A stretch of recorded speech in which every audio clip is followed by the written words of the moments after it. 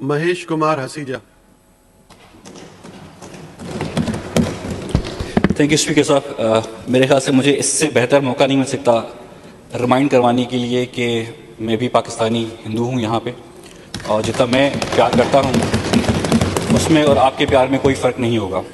लेकिन उससे पहले मैं एक अपील भी करना चाहूँगा अपने सारे पाकिस्तानी भाइयों से और बहनों से कि जब भी एंटी इंडिया वो बात करे तो उसको एंटी स्टेट की हद तक रखे, हिंदुज़म को बीच में मत लाए। Hinduism is not India. India में पाकिस्तान से ज़्यादा मुसलमान भी रहते हैं, और जो हिंदुत्व का कॉन्सेप्ट मोदी साहब लेकर आए हैं अपने आरएसएस के थ्रू, वो कॉन्सेप्ट वो हिंदुज़म पे बेस नहीं करता। ये मैं आपको बहुत ओपनली बताना चाहूँगा। हिंदुज़म डिवोशन की बात करता है, कर्मा की बात करता है, इंक्लूसिविटी की बात करता है। आरएसएस का हिंदुत्व एक्सक्लूसिविटी की बात करता है, सिर्फ और सिर्फ उस एक फ़िरके के लिए, एक पॉलिटिकल आइडियोलॉजी के लिए। तो उसको प्लीज़ अलग तस्वर किया जाए। दोनों में बहुत फ़र्क है। वैसे ही फ़र्क है जैसे इस्लाम का एक्सट्रीमिज़म से कोई वास्ता नहीं है, लेकिन कुछ एक्सट्रीमिस्ट उस चीज़ को यूज़ करते हैं। जैसे जुडिज़म का ज़ायनिज़म से कोई वास्ता नहीं है, लेकिन हम उस चीज़ को जोड़ देते हैं। बहुत सारे यहूदी भी ऐसे हैं जो कश्मीर फ़लस्तीन के लिए रोते हैं, उसके लिए आवाज़ उठाते हैं, लेकिन वो शायद कम्युनिटिव उसमें ये चीज़ दब जाती है। जो राम हिंदुज़म लेकर आए थे वो ये नहीं था। आज आरएसएस ने पहले गांधी को मारा था, आज उसी के आरएसएस के एक भक्त ने पहले गांधी को मारा था, आज दूसरा भक्त गांधी के उसी एंटी वायलेंस प्रिंसिपल्स को मार रहा है। आज जो इंडिया है वो मोदीफाइड हो गया है, एक्सट्रीमिस्ट हो गया है। जो हमने 80s में रेडिकलाइजेशन देखी थी पाकिस्तान की, आज मोदी भी वही कर रहा है इंडिया के साथ। हम वो जो रेडिकलाइजेशन का आज तक भुगत रहे हैं जो आउटकम है, मोदी भी ये भुगतेगा, इंडिया भी ये भुगतेगा। उसको सबक लेना चाहिए कि हमने तो अपना कोर्स करेक्ट कर लिया है, उसको भी आज कोर्स अपना करेक्ट करना चाहिए।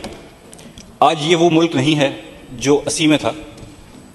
आज सोशल मीडिया है, आज हमारे नौजवान बैठे हैं यहाँ पे सारे, जो कि अपनी आवाज़ बुलंद करने के लिए हर वो प्लेटफॉर्म ढूंढ लेते हैं, हर वो जगह ढूंढ लेते हैं जहाँ वो अपनी आवाज़ उठा सकें और अपनी सही बात कर सकें। और ये जो पूरा एपिसोड गुजरा है हमारी जंग का, उसमें पाकिस्तान ने जिस तरीके से बहुत ही तदब्बुर के साथ, बहुत ही एहतियात के साथ अपना जवाब दिया है, और जो सॉलिड जवाब दिया है, मैं समझता हूँ पूरी दुनिया में उसकी अब कोई मिसाल नहीं मिलती।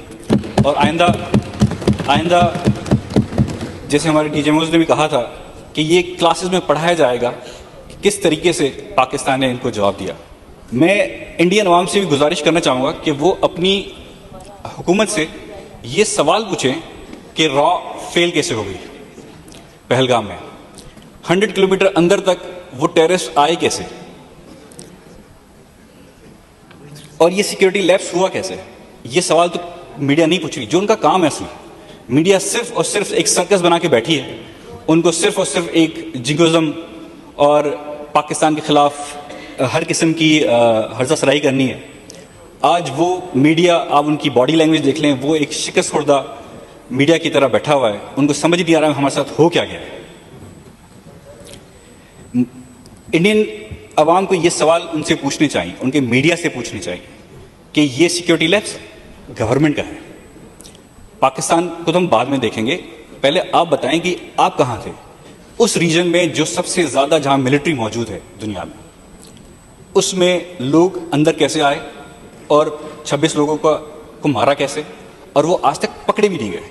आप इंडिया में जाके तो मार रहे हैं, जो इंडिया में बैठे हुए हैं आप उनको आज तक पकड़ नहीं पाए।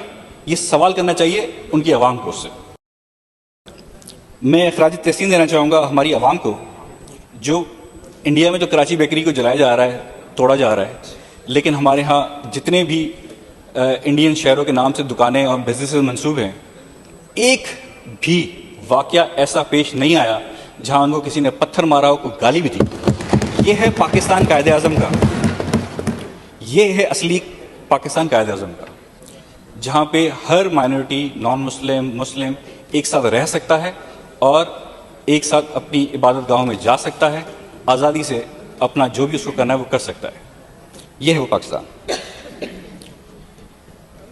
आज जो इंडिया पहले को एग्जिस्टेंस और इंक्लूसिविटी की बातें करता था, आज पाकिस्तान ने वो साबित करके दिखा दिया है इंटरनेशनल फोरम्स में कि वहाँ पे इन्होंने मस्जिद पे अटैक किया, यहाँ पे एक भी मंदिर पे किसी ने पत्थर तक नहीं मारा। यह है पाकिस्तान। इंडिया को ये देखना चाहिए। वो ये दिखाने के बजाय क्या कर रहा है कि वो सारे यूट्यूबर्स, जो भी ब्लॉगर्स हैं, जो एक सॉफ्ट इमेज देते हैं, सेलिब्रिटीज़ हैं जो सॉफ्ट इमेज देते हैं पाकिस्तान का, वो उनके चैनल्स बैन कर रहा है ताकि इंडिया को सिर्फ और सिर्फ एक चेहरा दिखाया जाए, वो जो वो दिखाना चाह रहा है। सॉफ्ट इमेज ना देखे कोई भी, सिर्फ और सिर्फ एक्सट्रीमिज्म जो भी थोड़ा बहुत होता है पाकिस्तान में, सिर्फ वो देख के उस पर ही सारी नफरत को टारगेट कर दिया जाए पूरे के पूरे पाकिस्तान पे।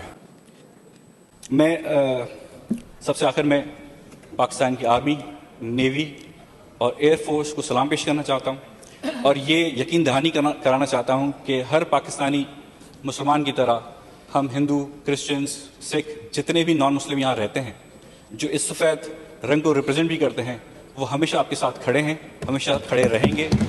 मैं यहाँ पैदा हुआ हूँ, मेरे वालिद यहाँ पैदा हुए हैं, मेरे दादा भी इसी रीजन में पैदा हुए हैं। हम मरेंगे भी यहीं पे, चिताएं भी हमारी यहीं जलेंगी, हम यहाँ से नहीं जाएंगे। और ये चीज़ हमने 70 साल पहले हम नहीं गए, तो आज भी कोई हमें इस चीज़ से हिला नहीं सकता। Thank you so much.